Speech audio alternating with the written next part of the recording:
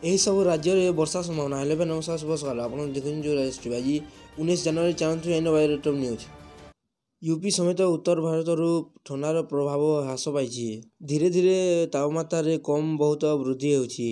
ଦିନ ସମୟରେ ଖରା ବି ହେଉଛି। ଏହି ମଧ୍ୟରେ ପାଣିପାଗ ବିଭାଗ କହିଛି କି ନୂଆ ୱିଣ୍ଟର ଡିଷ୍ଟର୍ବାନ୍ସରୁ ପାଣିପାଗ ବିଗିଡ଼ିବ ଓ ୟୁପି ସମେତ ଅନେକ ରାଜ୍ୟରେ ବର୍ଷା ହେବ। ପାଣିପାଗ ବିଭାଗ ଅନୁସାରେ ଉତ୍ତର ପଶ୍ଚିମ ଭାରତରେ 21 ଓ 23 ଜାନୁଆରୀ ମଧ୍ୟରେ ବର୍ଷା ହେବାକୁ ଯାଉଛି। ଉତ୍ତର ପଶ୍ଚିମ ଭାରତରେ ଆଗାମୀ 2 ଦିନ ଯାଏଁ ଘନ କୁହୁଡ଼ି ଦେଖିବାକୁ ମିଳିବ। ଏହାପରେ ଏଥିରେ ହ୍ରାସ ଘଟିବ। ପାଣିପାଗ ବିଭାଗ ଅନୁସାରେ ପଶ୍ଚିମ ହିମାଳୟ କ୍ଷେତ୍ରରେ ଅର୍ଥାତ୍ ଉତ୍ତର ଭାରତର ପାହାଡ଼ିଆ ରାଜ୍ୟରେ ବର୍ଷା ଓ ବରଫପାତ ବଢ଼ିବ ବୋଲି ସୂଚନା ମିଳିଛି। ଏହା ସହ ପଞ୍ଜାବ, ହରିୟାଣା, ଚଣ୍ଡିଗଡ଼ରେ 21 ଓ 23 ଜାନୁଆରୀ ମଧ୍ୟରେ ବର୍ଷା ହେବ।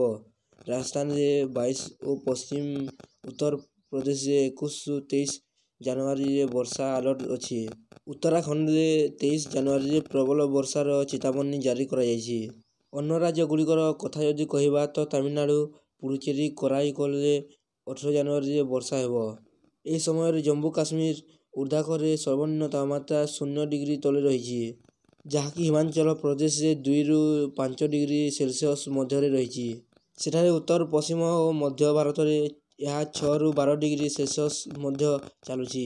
ଗତ 24 ଘଣ୍ଟା ମଧ୍ୟରେ ମହାରାଷ୍ଟ୍ର, ବିଦର୍ଭ, ବିହାର, ପଶ୍ଚିମବଙ୍ଗ, ସିକିମ୍ ଆଦି ରାଜ୍ୟରେ ସର୍ବନିମ୍ନ ତାପମାତ୍ରାରେ 1 ରୁ 3 ଡିଗ୍ରୀ ସେଲସିୟସ୍ ହ୍ରାସ ଘଟିଛି, ଯେଉଁଥିରେ କିଛି ମାତ୍ରାରେ ଥଣ୍ଡା ଏହି ଅଞ୍ଚଳରେ ବଢ଼ିଯାଇଛି।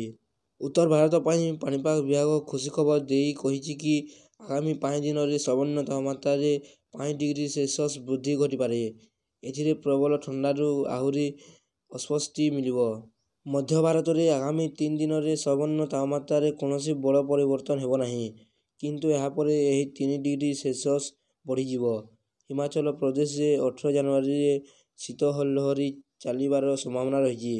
ଭିଡ଼ିଓଟି ଭଲ ଲାଗିଲେ ଲାଇକ୍ କରିବେ ଏବଂ ଚ୍ୟାନେଲକୁ ସବସ୍କ୍ରାଇବ୍ କରି ପାଖରେ ଥିବା ବେଲ୍ ଆଇକନ୍ କ୍ଲିକ୍ କରିବେ, ଯାହାଦ୍ୱାରା ଆପଣ ଏହିଭଳି ଟପ୍ ନ୍ୟୁଜ୍ ସର୍ବପ୍ରଥମେ ଜାଣିପାରିବେ।